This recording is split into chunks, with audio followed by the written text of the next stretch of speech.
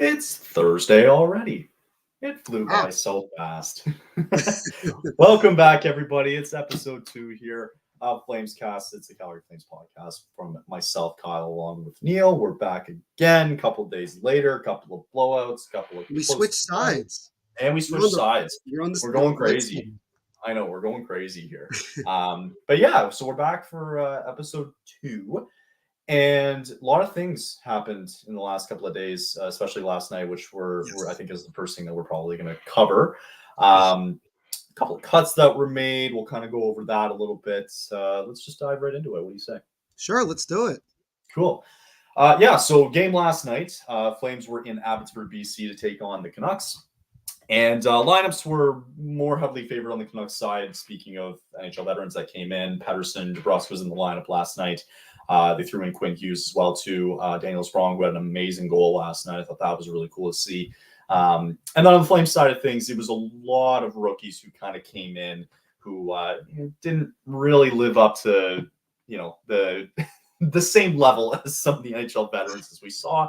But a couple of key names they threw in there. I thought Tyson Barrie, one of the only veterans I thought who was on this team last night, clearly on a PTO, who they're looking to bring in. He had I thought he was very good last night. Coronato, again, title of the episode.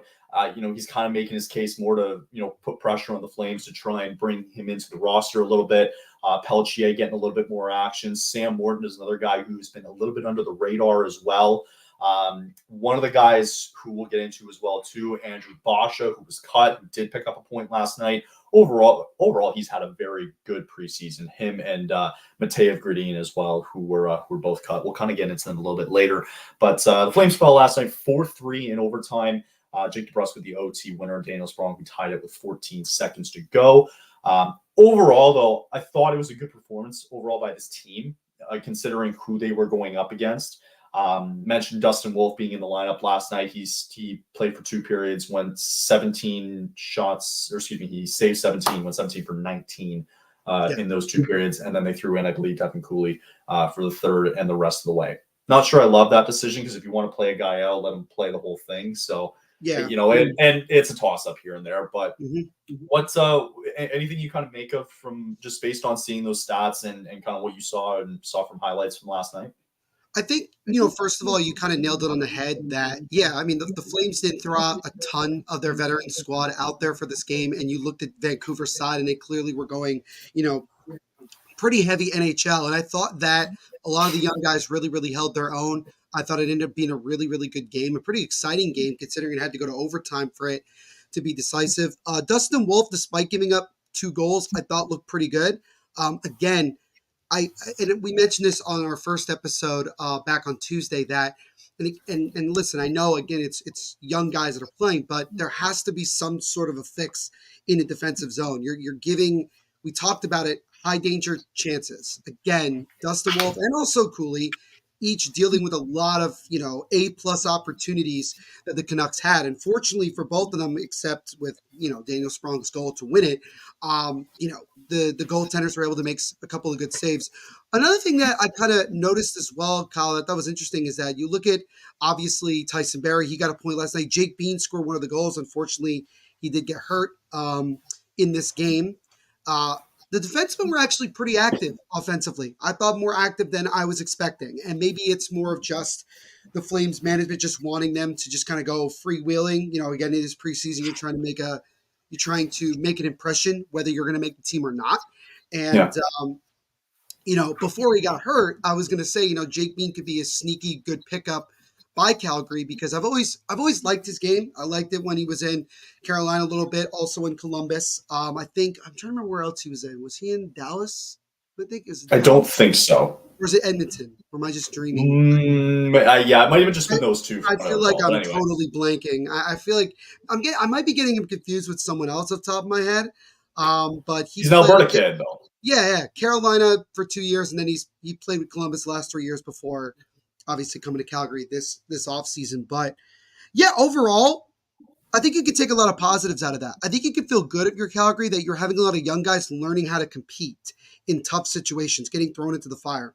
And I do also agree that throwing Cooley out there kind of really cold in a tight game like that, maybe not the wisest move, especially if you're grooming, not really grooming, but you're kind of expecting that, you're going to have Dustin Wolf as your number one guy going into the season, that you want to at least get him into 1 or 2 games this year where he plays the full 60 minutes and really kind of gets his feet, his legs under him. Weird choice. Didn't really come back there that much because, again, I thought Cooley played well in the situation that he was in. Did give up the game-winning goal, but, again, just really good passing by the Canucks on that last goal, and a really good goal from Daniel Sprong. But overall, really like to compete, and a lot of positives to take away from that game. Yeah, I thought so too.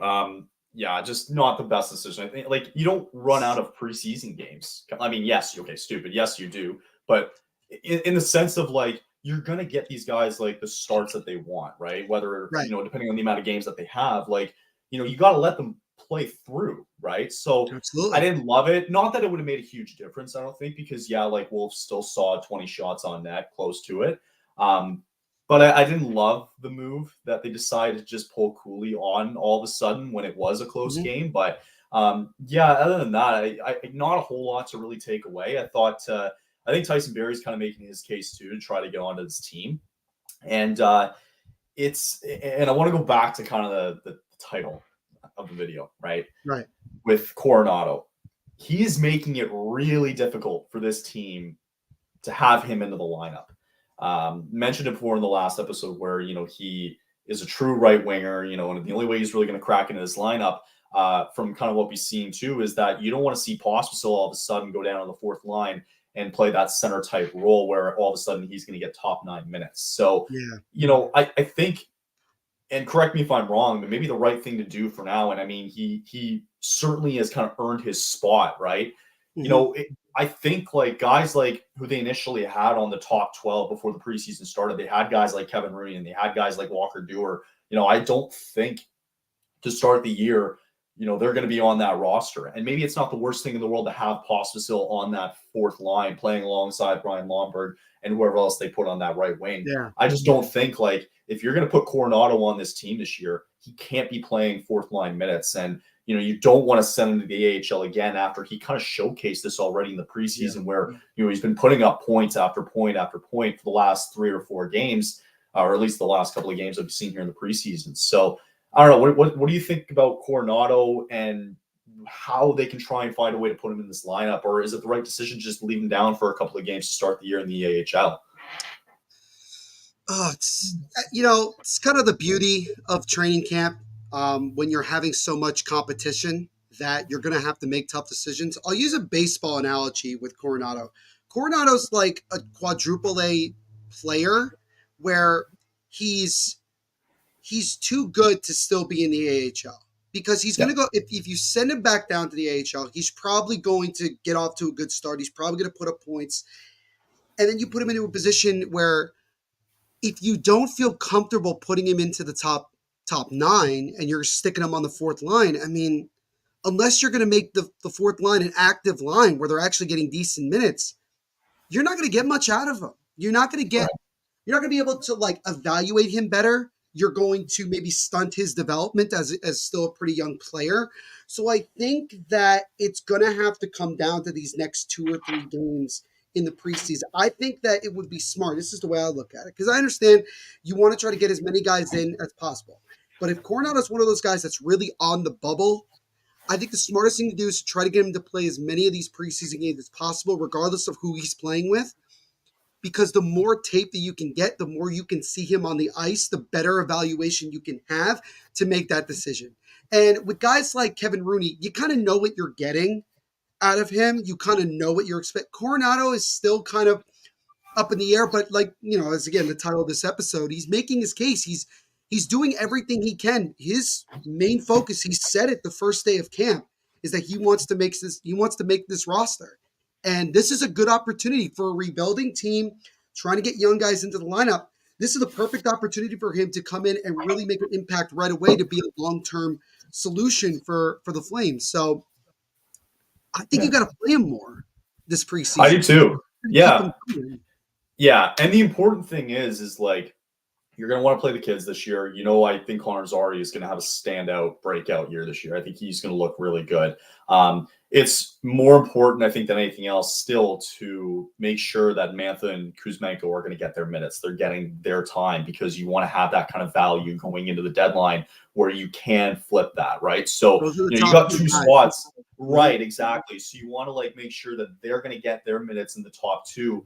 And, as well, like if you are going to have Coronato in, I don't think like for me, like Coleman's kind of got that spot already with Backlund on that third line. So that's just the way I see it. I don't know how it's going to adjust, but yeah, you were saying.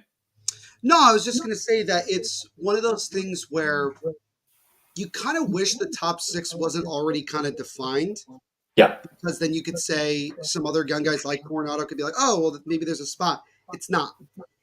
It'll be different once we get beyond the deadline, unless the Flames make moves prior to. I mean, you look at what they did last year. They made moves way before the deadline with a lot of the guys. So you want to keep, like you mentioned, you want to keep Mantha, you want to keep Kuzmenko up there because you want their value to go up. You want them to become valuable assets at the deadline. And look, Kuzmenko and Mantha both know that they're not long for being in Calgary. I think they understand that. I think Kuzmenko in particular understands that. And I think for the young kids, it's just going to be about it's one of those situations where you have to make it like Coronato's doing really, really hard to cut this kid. Really hard. And that's where it's a good thing and a bad thing to have that tough decision. I think you got to look at it. I think if you're the Flames as a whole, you got to look at it and say, how comfortable do we feel playing this many young guys in the top nine, and how much do we want to have more of a balance? That's the difficult part. So, correct. Because another name too. I was just going to say, like, yeah, go ahead. Sorry, I was going to say like another name too before I lose track of him was Honzik looked really good last night as well. He's going to probably exactly. So to kind of add on your point, I think there, it's like 2 goals now in the preseason, 2 or 3. Yeah, I think it's 2 goals that he's got so far. He scored it. Adds on, but to kind of add on your point, like he's going to get some AHL minutes because he has to play pro, and I'm loving the progression that he is now having because he was upset about the injury last year, and it's good to see that he's progressing well, right? And that's what Craig Conroy just wants to see. He's seeing him being competitive. So yeah, like I think we've kind of talked about it before, but you're going to get, like, you want to make sure your veterans and then the guys that you might flip at the deadline are good to go, right? You want to take care of those guys. And then kind of what happens towards the end of the year, like maybe 30 games left to play, you're probably going to start seeing a lot of those guys, like Honzik's going to get some minutes, Bruce Stevich is going to come in, and et cetera. And who knows how many games Coronato's coming in. But I think with that, it's going to be interesting to see where he fits within that lineup there. Wanted to quickly move on because we wanted to talk about the split squad game that happened the other day. And, I said it at the time before last night, we saw Edmonton play Winnipeg, and they beat the brakes off these guys on both games. I wasn't expecting it because we never play well in Edmonton, but for some reason we can pull out a win at home. They got sloshed last night against Winnipeg, and that's got to be a sign of things to come, especially for Edmonton, like with Evander Kane now a couple months on the IR. But more importantly, like just looking at that game, those 2 games as a whole, like those split squad games, everybody played well. I don't think there was anybody who really stood out to me that didn't. I mean, Parekh, I think maybe you can make a case that he just didn't, I don't know, he hasn't really stood out, I guess. Nothing that he's doing bad, but maybe he's just not standing out as some of the other guys who have had this preseason experience before. So again, not a bad thing, but just looking at it here, like this was the game in Edmonton, Mantha and Huberdeau getting on the board. That connection seems to be going really well, and that might be a key piece to Mantha's success this season, which could be good, and Huberdeau's as well. We mentioned Coronato scoring as well. I think McDavid ended up having a goal late in that game too. Coronato had 2 in that game. Justin Kirkland being an AHL guy is probably where he's going to end up this year. But take a look at the stats, the game stats in the bottom right here. For those of you who unfortunately can't see, I'll explain though. The game stats. I'm getting there, I swear. Yeah, no, it's all good. 47 shots on goal at the time. This was in Edmonton's for that split squad game. 47 shots to 26. And you were up 6-1 at one point against these guys. Is it concerning to you that also Edmonton still ended up having more block shots in Calgary? Is that not bad? I feel like that is. I feel like it goes back to my point about you have to crash down more defensively. Sure. Like, again, I understand you're playing young. I get it. I'm going to say this till I'm blue in the face, but it's like, that's what I'm talking about like, when we get into the regular season, you have to fix that. Like, it has to be better. Otherwise, you're going to have more scores like this, and it may not go your way next time. Especially when you only have 26 on goal, and then you have those, like you mentioned, like the 15 block shots, right? Mind you, on their end, they did have the 12 blocked on that side. Yeah. Man, I think the thing that stands out for me in the stats, though, is both teams with just a lot of. Is it just noticeable for me that there's a lot of giveaways here? Even the takeaways. There were a lot. I think that was preseason. Honestly, if I'm being honest with you, I think there's a lot of like. You think about it, McDavid and Draisaitl, that was their first action of the year in preseason. Like, you're gonna make mistakes. You're not gonna be at 100%. You're not. But it felt like to me in that game, the puck was just bouncing way more than usual. And I think that's what caused a lot of these giveaways, that a lot of the time you could like knock the puck down, whereas you think it's coming and then it hops over your stick. And then it's like, just created a lot of chaos. In this game. And it's funny, if you take away the total, you take away that 6-3 score and you just look at these stats here, with the shots on goal favoring Edmonton, the face-off percentage favoring Edmonton at like 60%. The hits was favoring Edmonton. I can go on here. But you would think that they dominated this game when that was just the total opposite. So I think that kind of speaks to just like the Flames, where they were just taking advantage of the key opportunities in that game. And again, like, I think it speaks a lot for Edmonton when they got shellacked last night too against Winnipeg, and it might be a sign of things to come. I don't know, right? And then real quick, like Henry Muse, by the way, he was involved in 3 of the 4 penalties that happened in this. They sent him along with the other couple other draftees, Eric Jameson, Henry Muse. I can go on. So they cut them, but that was expected. They're going to that was expected. So we'll skip over to the other game. Yeah, we'll skip over. So that was the one in Edmonton. So the one in Calgary was even more of an embarrassing loss, I feel like, because it was crazy, because I forgot that Edmonton had Mike Hoffman on a PTO as well. But again, you're getting a world where Mike Hoffman's on a PTO. Connor Zary getting a goal from from that night. Weird to see Mike Hoffman score for Edmonton. Just randomly here, NHL. Can you actually? I mean, maybe it's more fair for Mike Hoffman because he doesn't have a contract, but there's so many guys. Like, what is it? Jake DeBrusk, who's on a contract with Vancouver, still doesn't have a picture. Yeah, I know. You got to see. Like, I mean, for DeBrusk, that's. Like, there's no excuse. You have to have him on there. Right? But anyway, at least with Hoffman, he's on a PTO. Exactly. So I get it. Yeah. So I mean, just kind of looking at it more. I mean, I think Zary had 2 goals there from that night too. So again, I think he's going to break out this year. I think he's going to have a really good year coming up. So I'm excited for him. We mentioned before the split squad games that happened. Just watching Daniel Vladar just to see how he was going to do. I didn't get enough evidence from him. I thought he played fine for what it was worth. Just looking at the stats too, like Flames dominated in shots. It was 50-50, pretty even on the faceoff percentage. They, kind of capitalized there on the power play percentage. A lot of penalty minutes though in that game, so a lot of more kerfuffles that ended up happening. But overall, again, it's just one of those games where they just kind of took advantage of Edmonton's mistakes and a lot of soft goals that I think went in on their end.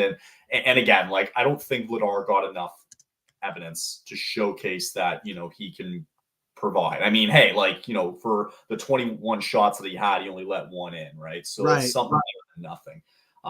But yeah, other than that, I mean, it was just a shocking turnout to see those games take place in that manner, right? To have that kind of happen. So anyway, good to see, just everybody getting action in. And then again, we saw this morning 2 cuts were made in Andrew Basha and Mateo Gradin. I don't want to dive too deep into it, but I thought they both performed fine. I thought Basha stood out a little bit more than Gradin, and they're going to go back to the junior teams and just see how it goes for them. But I think Basha did honestly better than I think even the Flames management thought he was going to play in this preseason. and you know what? That's a great sign. And he's going to go Yeah. back to junior. He'll play another year. He'll go do his thing and I'm sure Basha didn't come into this camp thinking he was going to make the team. Nobody thought he was going to. But like for him, I think also what's good is that he scored, and I think that gives him some confidence going back down to junior. That hey, I proved that I can play at this level. Now I just got to keep developing. Exactly. The one thing I'll say that stood out to me about the 6-1 win was Yegor Sharangovich had the last 2 goals. One of them, the 6th one, being a shorthanded goal. I could speak this from watching him in New Jersey his first couple of years and now in Calgary, that if I'm Ryan Huska, I do everything possible to have Sharangovich out there shorthanded. I really, really feel like that it's important. And you're starting to see this trend overall in the NHL that teams are starting to put like at least 1, maybe 2 offensive guys who can also defend pretty decently out there to create shorthanded opportunities. Sharangovich is one of the best shorthanded guys in the league right now because he is consistent when it comes to scoring shorthanded. And he did it in this game. And, I think it just proves how valuable Sharangovich is on both sides of the ice and how much he can create. So if I'm Huska, I would like to see him shorthanded a bunch once we get going in the regular season. And they signed him to a great deal, and maybe they're going to try him out there. But I think they also just want to continue what he was building off of from last year. I thought we can probably agree that he had a really good year last year, and you just want to see more of that, right? Oh, absolutely. Cool. So let's take a solid break for a second, and I'm going to ramble through some sponsors if you don't mind. Go ahead. Okay, cool. TD Tutty, taking it to the house, whatever you call a touchdown. They matter more. DraftKings Sportsbook, an official sportsbook partner of the NFL. If you're ready to place your first NFL bet, try betting on something simple like a player to score a touchdown. Didn't have that happen to me last weekend. If you're ready to score a touchdown dance of your own, though, score big with DraftKings Sportsbook, the #1 place to bet touchdowns. Download the DraftKings Sportsbook app and use code THPN, and that's code THPN for new customers to get $250 in bonus bets when you bet just $5 and get 1 month of NFL Plus Premium only on DraftKings. The crown is yours. This episode is also sponsored by BetterHelp. And if there's something that you'd love to learn as an adult, you make time to learn new things as often as you like, or was that kind of lost in your childhood? Therapy can be a really good way to help you reconnect with your sense of wonder because of your back-to-school era can come at any age. Therapy is helpful for learning positive coping skills and how to set boundaries. While it empowers you to be the best version of yourself, it isn't just for those who've experienced major trauma and more. If you're thinking of starting therapy, give BetterHelp a try. It's entirely online, designed to be convenient, flexible, and suited to your schedule. Just fill out a brief questionnaire to get matched with a licensed therapist and switch therapists at any time for no additional charge. Rediscover your curiosity with BetterHelp. Visit BetterHelp.com/THPN today to get 10% off your first month. That's BetterHelp, HELP.com/THPN. All right, so we got a game coming up Saturday. It'll be at home against the Canucks. Not sure what the lineups are going to look like right away. It is still Thursday, so probably a little bit of rest recovery, doing some more camp sessions today and tomorrow. It was a lot of rookies that showed up in Abbotsford last night, and I get it. Probably don't want to show a bunch of veterans, minus Tyson Barrie being on a PTO. You mentioned Sharangovich before the break, and wanting to see more of him on the penalty kill. Is there anybody else, maybe in the veteran category, going into Saturday that you just want to see more of? Like, do you want to see Vladar start this game, get a bit more from him? You want to see Barrie continue being on that PTO? This is just for me. I want to continue to see Huberdeau and Mantha to see how that works. Is there anything else that stands out to you that you might want to see? I think I'd like to see Nazem Kadri a little bit more Mhm. because I know his contract's not great. I get that.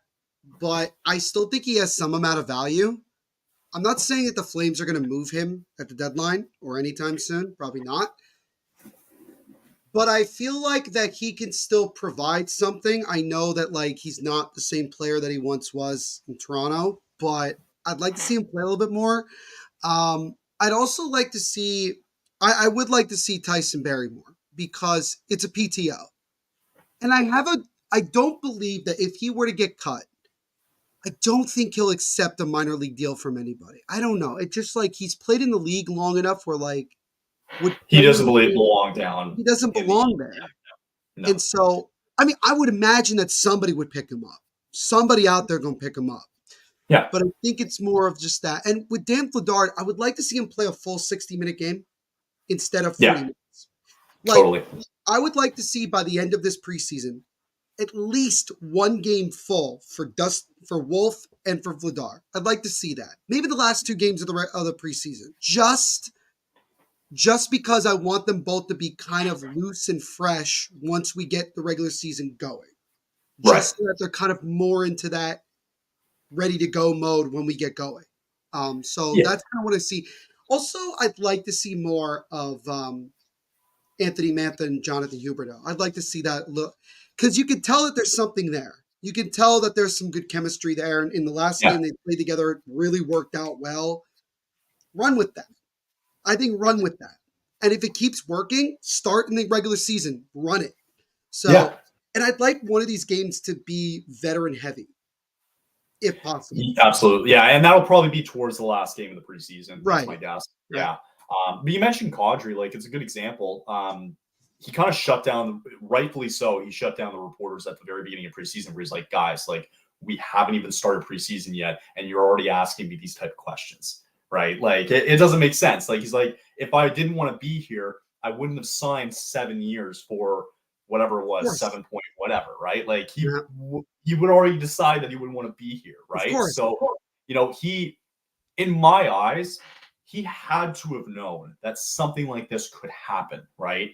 Or else he wouldn't be here. So to have him here in this lineup, though, I like it though because he is providing some of that veteran presence for some of the younger guys like Yeah. Zari, Coronato, etc. So yeah, like I'm excited to see him kind of work together more with Kuzmenko this year. I'm excited for that. Like you mentioned with Huberdeau and Mantha, there might be something there, and I think that'll be really good for Mantha's game just to have that kind of support from Jonathan Huberdeau. So who centers that line, I don't know, but again, this is all kind of speculation. There's still lots to be figured out, but the last thing I think we'll touch on for preseason so far is the goaltending, right?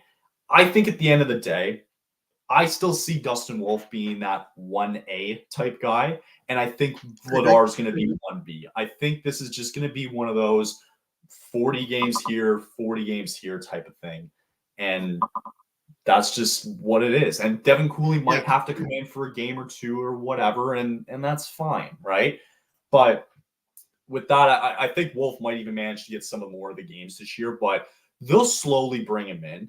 And we know it's not going to be a great year, and that's fine. But Yeah.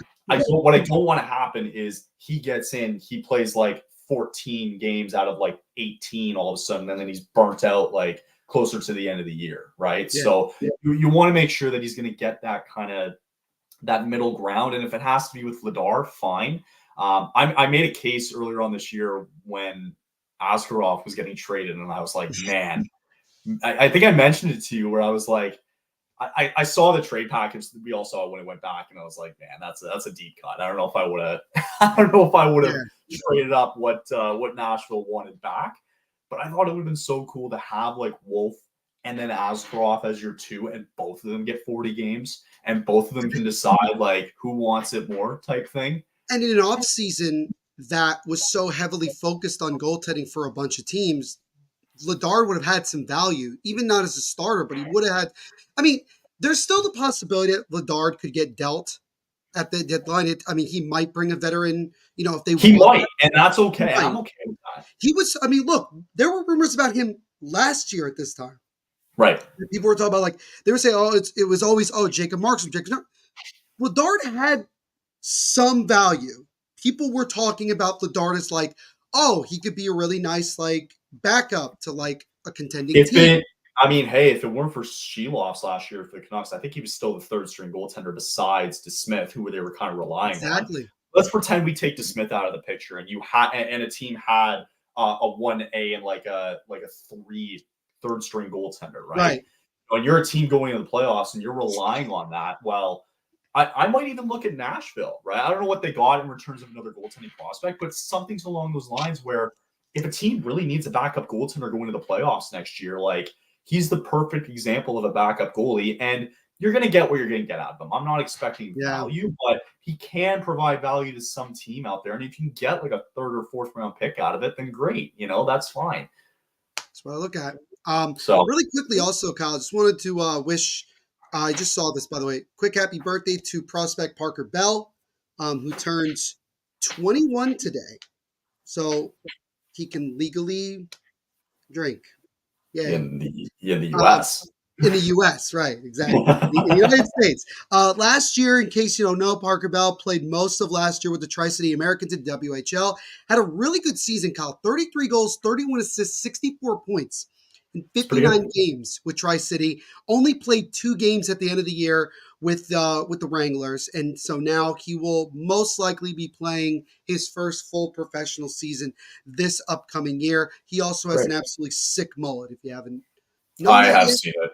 It's Also, I don't know why the mullet now is coming back with a lot of people. Well, Trevor Zegras started doing nonsense, and now everybody's. It's not the best look on some guys. Some guys it works. Like Barry Melrose, it worked. Honestly, it worked very well with him. And that's the line. Yeah, and that's like the line. I dare people to go look up Craig Berube with a mullet because there is a picture of him when he was in the league. I think he was in Washington. He had a mullet. It's most disgusting thing. My all-time favorite mullet in NHL was Patrick Kane in the 2013 or 15 playoffs. He had like the lines on the side. That was gross. It was a clean mullet. It was a clean mullet. So not saying that anybody on the Flames should have a mullet, but I mean Parker Bell seems to be already doing. You can't have it on a younger kid though. That just wouldn't work. But in high school hockey, everybody paints their hair yellow. So what the heck is the difference? You shouldn't be doing that, though. There you go. I didn't do that. I played high school hockey. I kept my hair the way it was. Neither did I.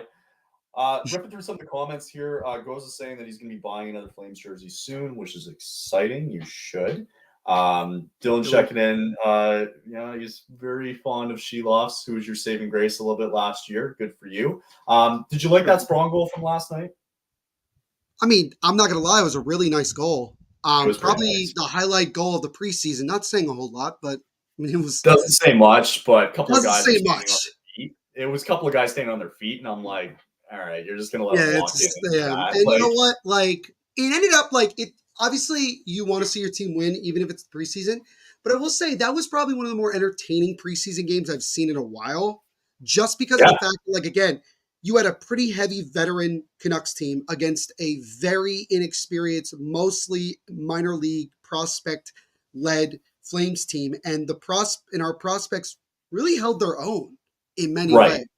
Right. Again, the goaltending decision making was a little questionable. Interesting. But we went over that. I would have rather. If you're going to do that, you should have played 30 minutes of Wolf and then 30 minutes of. Should have just played the whole game. It was or the whole game. Yeah, exactly. Yeah. Last couple of wrap up points here. I think I mentioned before we jumped on. You saw it was Zari's birthday the other day, and it was. He got a nice little scare from Pelletier on Instagram. I thought that was pretty funny. Funny how he was like on the balcony too, and it was like this is like the dad in me where I'm like, dude, like maybe not the best spot to stare him because like something's off the fucking edge of the. I'm telling you, Huska might have seen that and was like, I'm gonna have a heart attack. It was pretty doing this.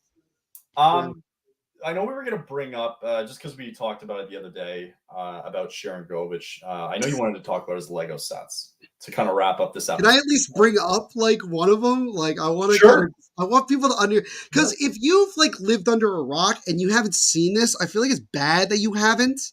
So for Because those of you who don't know, it's Sharon Govich. She really likes building Lego a lot. exactly. Girlfriend slash wife, I'm not sure what it is. Yep. Is His like, wife. bro, this is too much. Yeah, she don't. He Because I think started doing it back in New Jersey. This is like yeah. this was, but it's only once he got to Calgary that it became a big deal. Unfortunately, like they're only showing the one that was sick. So I'll just show it real quickly to all of the lovely viewers. Let me just bring it up real quick. It's And for coming. those who can't see it, it's the Yes. Titanic. It's literally like look at this. He did the Titanic. Like It you was have to cool. understand that. And like you want to see how big it is? And he makes the Eiffel Tower right next to it. Right. And then I he think has he's made the Star Destroyer too. he made the Star Destroyer. I mean, That Star wouldn't surprise me. I think he's probably done that too. yeah. And I mean, now he's been getting. I wouldn't be surprised if all the fans have been starting to send him like Lego stuff for Christmas last year and on and on. And he probably has so much now that the wife's now like, okay, we got to pump the tires here a little bit. this is too funny. This is a great meme. Anybody Yeah, post it? I may post this every time Sharon Govich scores. that could be good. I really just build Lego, I just build score Lego, goals. dude. It's great. God, I love Reddit Nice. sometimes. Yeah, That's actually Flames Reddit, by the way. That's legitimately like the Flames Reddit. I gotta get on that. I don't have. I've never had a Reddit, so like, but I feel like I need to. I like going through it sometimes. It's nice. So, but yeah, So, no, yeah. I always thought that was like really cool for Sharon Govich. Like you kind of learn a little bit more about his personality. And he's really good at it. I mean, Yes. I don't know if they still do Lego. The Brick Mat. What is that show? It was that show. Oh, like the one on Netflix. Yeah. Yeah, I was like, Sharon Govich would be so good on that. Probably. He'd probably love it. He'd There better probably be an incentive for him to crazy. be on. He's the type of guy that would like go into the Lego store in New York City and freak out. Exactly. And he would just like be in there for like an hour or two figuring it out. But like, I'd love to see him make a Flames like the logo. Like, I'd love to see that. I think he could do it. But if they have to have it though, right? Like I don't know if they have right. sets for that. I'm assuming that both with the Eiffel Tower and the Titanic, there were instructions that he was just following. Yeah, probably. I'm assuming. It's a good way to pass time, though. I like it. It is a good way to pass time. Nice. Well, that's gonna wrap it up, I think, for today. We will be back on Monday. Again, we got a game on Saturday preseason at home against the Canucks. I imagine some more cuts are going to be coming the way too, so I'm sure we'll get into that and whatever else comes our way too. We'll be back next week on Monday for more preseason reaction. We're going to get that much closer to more cuts, finalizing the roster, and getting this goddamn season underway. Getting this season going, yeah. Next week, yeah, with the Prague games, I think they started. This time next Friday will be the first. This time, great. Yeah. Cool. I have a reason. I finally have a legitimate reason to not watch football. Thank God. Same. Yeah, great. Oh, that's nice. I'll watch the CFL. I'll still be watching it. I'll watch the CFL. Okay, you do that. There you go. Well, that's going to wrap it up today. And thanks again, Neil, for jumping on and doing this. We'll probably have some guests, too, as we start the year coming up. But, yeah, a lot of fun stuff coming up. So thanks for checking out number 2 of God knows how many. And I really need to figure out an outro, like a saying. You know how you do your rock on thing? I gotta figure that Flame out. On. No. You did it. No, absolutely not. You did Flame absolutely On. Not. We'll figure it out. But thanks for coming out, guys, and thanks for listening. And we'll see y'all on Monday. Peace.